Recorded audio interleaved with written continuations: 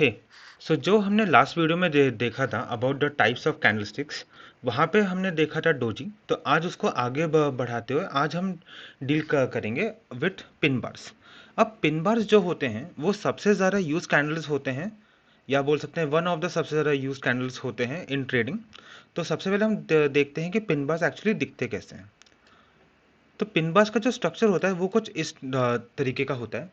अब आगे एक्सप्लेन करने के पहले ही हमें इसमें एक चीज़ तो हम देखते से नोटिस कर सकते हैं कि पिन बार्स में जो इनकी विक्स होती हैं, वो चाहे बुलिश पिन बार की हो या फिर बेरिश की हो, जो विक्स होती हैं वो बॉडी से मल्टीपल टाइम्स ज़्यादा बड़ी होती हैं, एटलीस्ट 3-4 टाइम ज़्यादा तो बड़ी होती ही हैं। तो इसमें हम एक चीज़ बोल सकते हैं कि क्योंकि यहाँ पे पिन विक्स जो हैं वो ज़्यादा बड़ी हैं एंड एक्चुअल जो बॉडी है वो छोटी है, तो डोजी का जो हमने कॉन्सेप्ट का सीखा था उसमें से थोड़ा बहुत अगर हम कैरी फॉरवर्ड करके यहाँ पे लाएं, तो हम यहाँ पे एक व्यू से सिर्फ एक बार देखने से इतना तो देख सकते हैं कि यहाँ पर भी किसी ना किसी एक के, मतलब बायर के या फिर सेलर के, किसी ना किसी एक का जो स्ट्रेंथ है उसको रिजेक्ट करके दूसरी पार्टी अपनी पावर को स्टैंड करती है या फिर अपनी पावर में दोबारा आती है।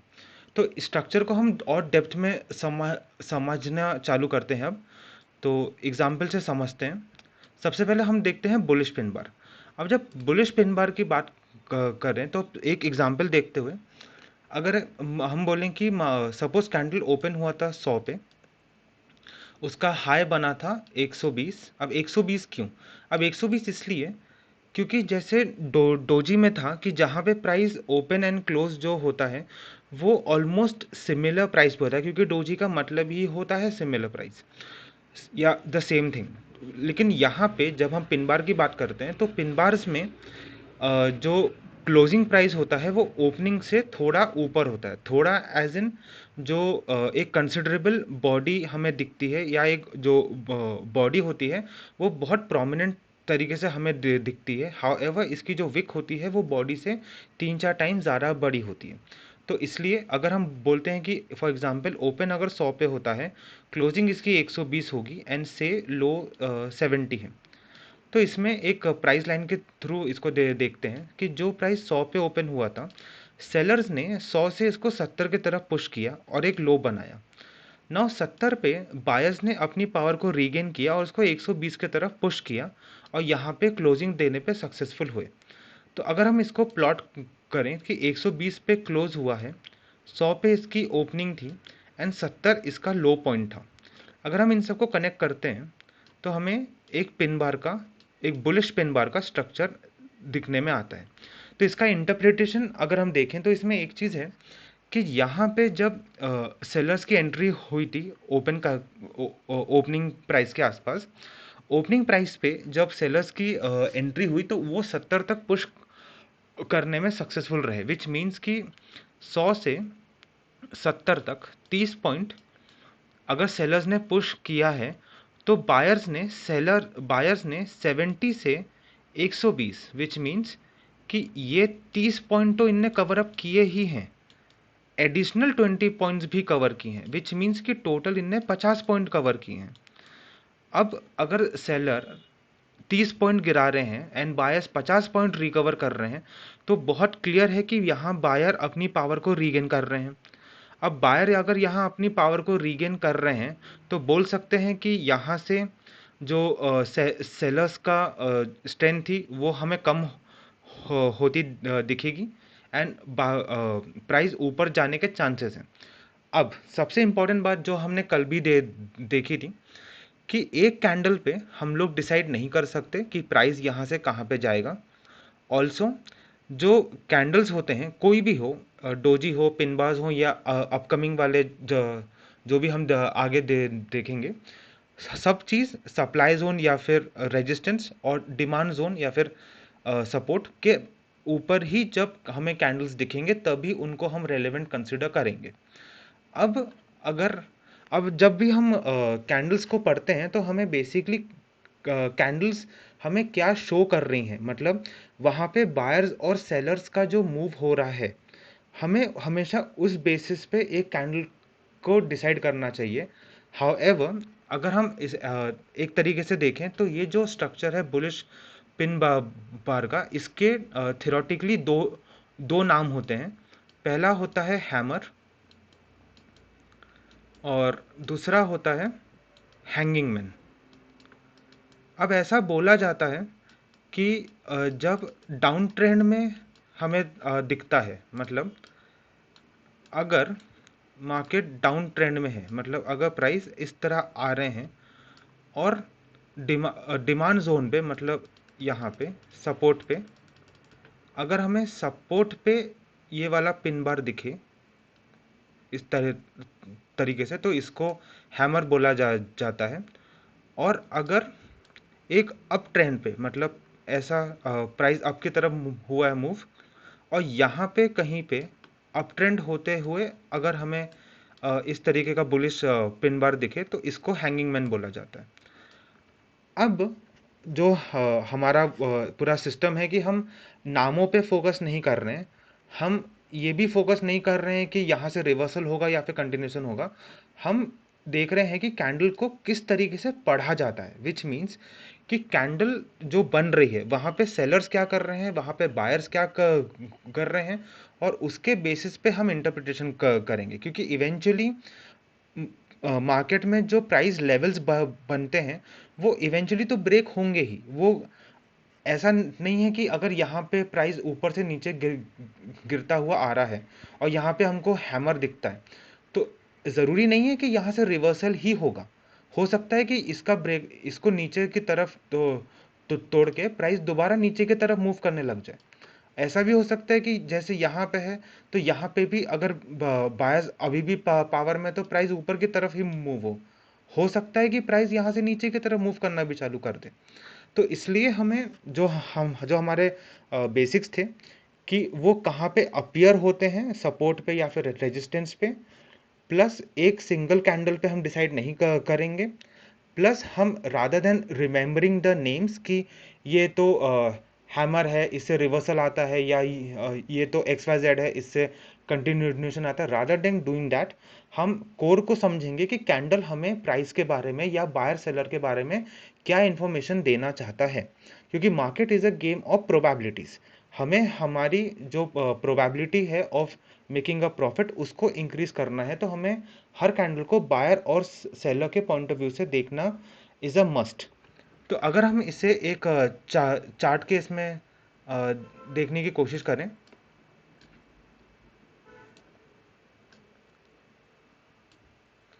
तो यहाँ पे देख सकते हैं कि जैसा हमने कल किया था कि एक डिमांड जोन और एक सप्लाई जोन मार्क करा था। तो जैसे ये अगर हमारा सप्लाई जोन है और से ये हमारा डिमांड जोन है।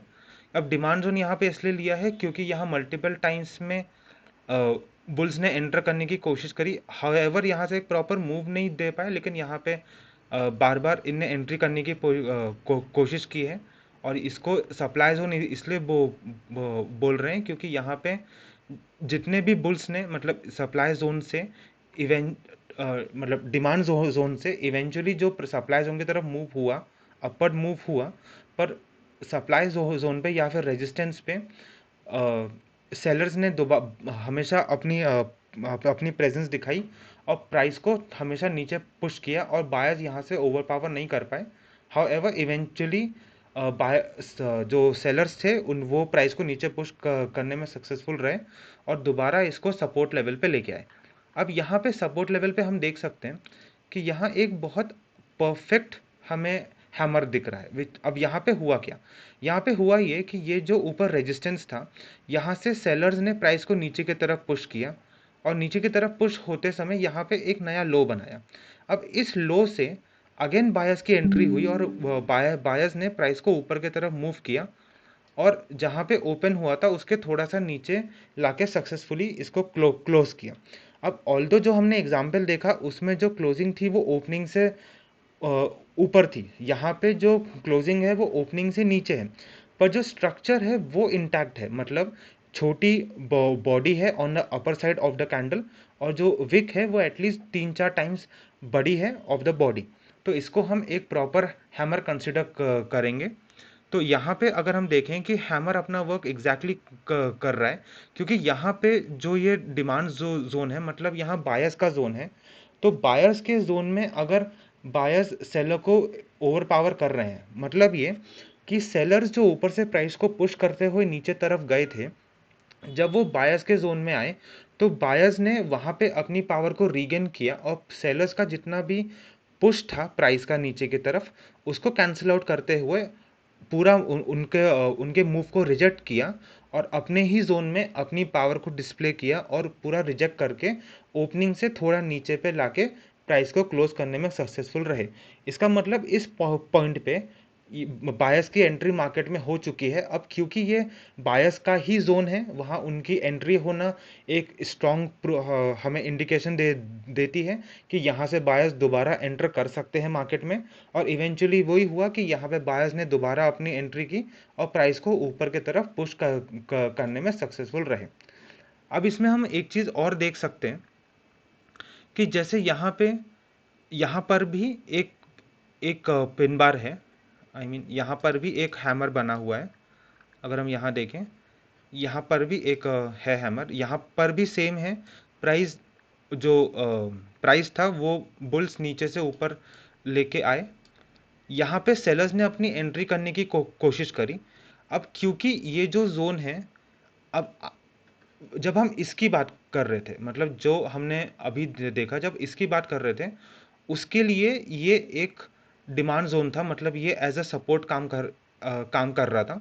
पर जब हम इस कैंडल की बात कर रहे हैं, मतलब जब हम देख रहे हैं कि प्राइस यहाँ से मूव हो रहा है, तो हम बोल सकते हैं कि ये जो लेवल है, ये इस कैंडल के लिए, मतलब इस पर्टिकुलर कैंडल की स्पेसिफिक बात करते हुए हम अगर देखें, तो इस कैंडल के रिस्पेक्ट से ये जो रेजिस्टेंस, ये जो सपोर्ट था इसके लिए, वो यहाँ पे एज अ रेजिस्टेंस काम किया है। ओके, अगर इसको और क्लियरली हम देखें कि यहाँ से बायर्स ने ऊपर की तरफ पुश करना चालू किया और ये जो प्राइस था, यहाँ पे पहले सेलर्स बैठे थे और सेलर्स ने यहाँ से प्राइस को होल्ड किया था एंड यहाँ से अपनी सेलिंग दे रहे थे एंड बायर्स इसको ऊपर की तरफ पुश नहीं कर पा रहे थे। तो सेलर्स की यहाँ पे फर्स्ट टाइम एंट्री हुई इस कैंडल पे और उनने यहाँ से प्राइस को नीचे की तरफ पुश करने की कोशिश करी।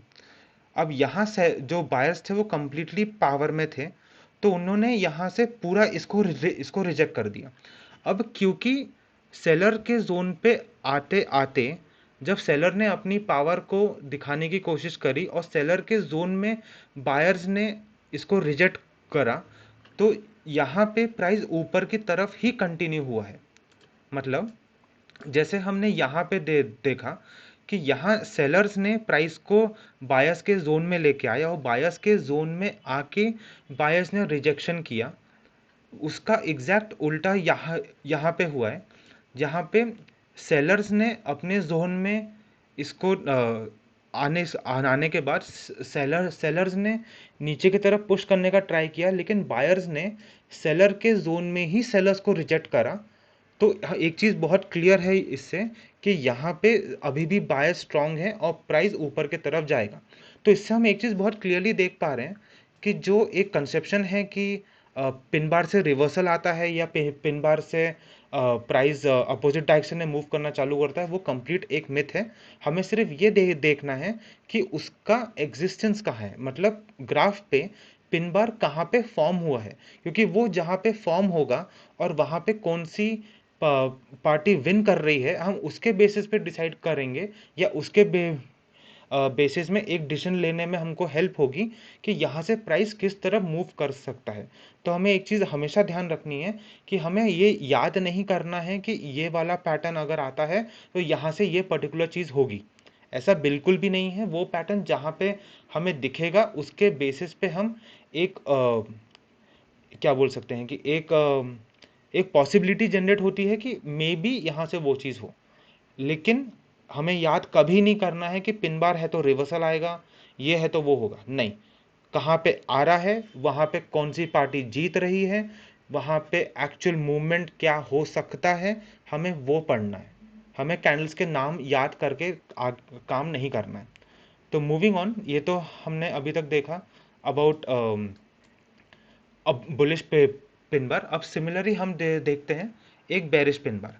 अब बेरिश पिन बार में जो अपर विक होती है वो ज़्यादा बड़ी होती है, और जो बॉडी होती है वो लोअर साइड में होती है। इसको अगर हम एक एग्जाम्पल के तरह देखें तो सपोज प्राइस ओपन होता है 100 पे, क्लोजिंग देता है फॉर एग्जांपल 80 पे, और अपना हाई बनाता है सपोज 150 पे।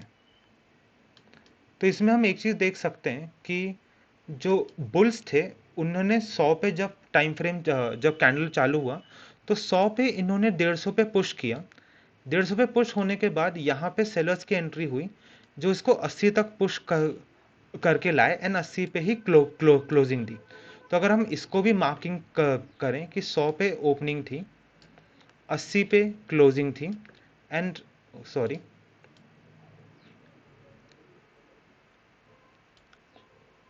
और 150 का हाई था। तो अगर हम इन सबको ज्वाइन करें तो ये 80 से 100 की बॉडी हो गई, एंड 150 से 100 की विक हो गई। तो इसमें भी बहुत क्लियर है कि जो बायर्स थे उन्होंने 100 से 50 तक का मूव दिया, लाइक 50 पॉइंट का मूव दिया, और जो सेलर थे उन्होंने ये 50 पॉइंट तो कवर किए ही किए, उसके बाद के एडिशनल 2 पॉइंट और कवर किए, मतलब टोटल 70 पॉइंट का मूव दिया। तो सेलर्स यहाँ बायर्स को कंप्लीटली ओवरटेक करते हुए, या फिर बोल सकते हैं कि बायर्स के मूव को कंप्लीटली सेलर्स ने रिजेक्ट करा है।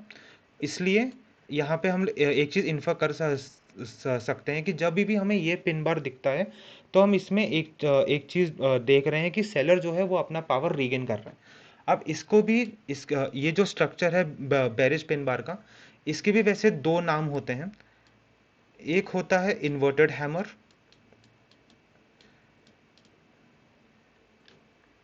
Sorry for the hand writing. एक होता है इन्वर्टेड हैमर, क्योंकि जो हमने अभी तक हैमर देखा ये उसका एग्जैक्टली उल्टा है। एक होता है इन्वर्टेड हैमर, और एक इसका नाम होता है शूटिंग स्टार। अब इसने भी ये चीज़ ऐसी बोली जाती है, sorry for the hand writing. अब इसने भी एक चीज़ ये चीज़ बोली जाती है कि जो इन्वर्टेड हैमर है वो अपीयर होता है on the bottom of a down trend. मतलब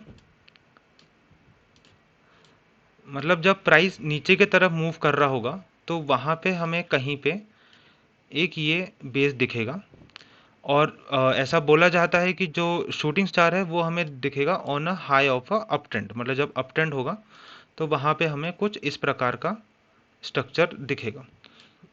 लेकिन अगेन हम नामों पे नहीं जाएंगे, हम सिर्फ ये देखेंगे कि ये एक्चुअली कहाँ पे बना है और उसका मतलब क्या होगा। तो इसको इसको भी हम एक एग्जांपल से देखते हैं। अब यहाँ पे हम एक चीज़ देख सकते हैं, हमेशा की तरह हम सबसे पहले एक मार्किंग करेंगे। तो ये रहा हमारा रेजिस्टेंस, ये रहा हमारा एक सपोर्ट। अगर हम इसमें ध्यान से देखें तो जो हमारा सप्लाई जोन रहा है या फिर जो हमारा रेजिस्टेंस रहा है, यहाँ पे बायर्स कंप्लीटली पावर में थे। इस लेवल पे आते हुए बायर्स ने ऊपर की तरफ पुश तो किया, मतलब यहाँ पे बायर्स ने ऊपर की तरफ पुश तो किया, पर सेलर्स ने उनको कंप्लीटली रिजेक्ट किया। अब सेलर ने जो रिजेक्ट करा वो उनने करा अपने ही जोन में, क्योंकि जो रेजिस्टेंस है वो सप्लाई जोन है, मतलब सेलर्स का जोन है। तो सेलर्स अपने ही जोन में जब आके अगर पूरे बायर के मूव को रिजेक्ट कर पा रहे हैं, विच मीन्स कि यहाँ पे सेलर्स अपनी पावर दोबारा रीगेन कर सकते हैं। और इवेंचुअली वही हुआ, सेलर्स ने अपनी पावर दोबारा रीगेन करी, एंड प्राइस नीचे की तरफ मूव करना चालू कर दिया। तो यहाँ पे जो हम स्ट्रक्चर देख सकते हैं बेरिश पिन बार का, ये पूरा पूरा प्रूफ हुआ है कि अगर जो सेलर्स हैं जब वो ओवर पावर कर रहे हैं बायर को और अपने ही जोन में कर रहे हैं, तो उसकी रेलेवेंसी ज़्यादा अच्छी होती है एज कंपेयर टू अगर वो रैंडमली ग्राफ में हमें कहीं भी अपीयर होते अगर दिखते हैं। जैसे कि हम इसको यहाँ देख सकते हैं, इस लेवल पे, इस लेवल पर भी जो बायर्स थे उन्होंने प्राइस को ऊपर की तरफ मूव किया, ऑल्दो सेलर ने इनको कैंसिल आउट किया और दोबारा नीचे की तरफ लेके आए। अब क्योंकि यहाँ पर जो है, ये जो एरिया है ये बायर्स के जोन के पास है, मतलब सपोर्ट पॉइंट के ज़्यादा पास है, और इस इलाके पे अक्सर बायर्स ही अपनी स्ट्रेंथ शो करते आ रहे हैं अभी तक। वहाँ पे अगर बायर्स को रिजेक्शन मिल रहा है तो इसका रेलेवेंसी थोड़ा सा कम होता है, क्योंकि इसके बाद जो नेक्स्ट कैंडल है उसमें भी हम देख सकते हैं कि काफ़ी बड़ी बड़ी विक्स हैं, और यहाँ बायर्स कंप्लीटली अभी भी पावर में है। तो अगर, ऑल्दो ये चीज़ सक्सेसफुल हो सकती थी अगर जो नेक्स्ट कैंडल है वो एक सॉलिड रेड कैंडल होती, तो अगर हम ये चीज़ बोल सकते थे कि यहाँ पे जो सेलर्स ने रिजेक्शन किया है वो आगे भी कैरी ऑन किया। पर क्योंकि यहाँ आगे कैरी ऑन नहीं हुआ है, तो हम ये बोल सकते हैं कि यहाँ सेलर्स ने एंट्री करने की कोशिश तो करी, लेकिन वो चीज़ वैलिड नहीं रही। ऑल्दो इस केस में, सॉरी, ऑल्दो इस केस में जहाँ पे सेलर्स ने अपनी एंट्री करी, अब यहाँ पे भी जो नेक्स्ट कैंडल है वो भली ही एक प्रॉपर ग्रीन कैंडल है, लेकिन यहाँ पे अपर विक ज़्यादा बड़ी है, विच मीन्स कि सेलर के जोन में सेलर एक्टिव है। यहाँ पे भी अपर विक ज़्यादा बड़ी है, विच मीन्स कि यहाँ पर भी ऑल्दो बायर्स ने पुश करने का ट्राई किया, लेकिन सेलर्स ने अपनी एंट्री को या अपनी प्रेजेंस को जस्टिफाई किया है, और उसके बाद यहाँ से डाउनफॉल करना चालू कर दिया। जबकि यहाँ पे जो जो हमने देखा, यहाँ पे सेलर्स ने अपनी एंट्री तो की, यहाँ पे प्राइस को सेलर ने नीचे पुश तो किया, विच मीन्स कि यहाँ सेलर पावर में थे। इस कैंडल पे, नेक्स्ट कैंडल पे सेलर यहाँ पे पावर में थे, उनने यहाँ तक पुश किया, लेकिन बायर्स जो थे उनने कंप्लीट उसको ओवरराइड किया और एक कंप्लीटली नया हाई क्रिएट करने में सक्सेसफुल हो गए। तो हम बोल सकते हैं कि यहाँ पे जो बेरिश पिन बार वाला स्ट्रक्चर था वो यहाँ पे कहीं ना कहीं फेल हुआ है, और यहाँ से प्राइस अभी भी कोई सॉलिड मूव नहीं दे पाया। जबकि यहाँ पे क्योंकि सेलर का जोन था और सेलर्स वहीं पे एक्टिव थे, और अगले इसमें भी हम देख सकते हैं कि सेलर्स पावर में रहे हैं, तो यहाँ पे एक जो बेरिश पे पिन बार है वो सक्सेसफुली वर्क होता हुआ हमें दिखा है। तो आई होप कि ये कॉन्सेप्ट काफ़ी क्लियर हुआ होगा। एंड अगेन मैं वही चीज़ दोबारा रिपीट करना चाहूँगा कि हमें कभी भी ये चीज़ नोट नहीं करनी है कि कौन से कैंडल्स से क्या होता है, हमें ये चीज़ याद नहीं करनी है। हमें हमेशा यही चीज़ देखनी है कि वो कैंडल हमें क्या बताना चाहता है about buyers and sellers, firstly. Secondly, वो कैंडल कहाँ पे बना है, लाइक कौन से प्राइस जोन पे बना है, डिमांड जोन पे है या फिर सप्लाई जोन पे है। और एक सिंगल कैंडल के बेसिस पे हम डिसीजन नहीं ले सकते, हमें हमेशा 2 या 3 और फैक्टर्स को भी कंसिडर करना चाहिए, ताकि हमारी प्रॉफिटेबिलिटी की जो प्रोबेबिलिटी है वो इंक्रीज हो जाए इन ट्रेडिंग। आई होप समझा होगा, एंड थैंक यू।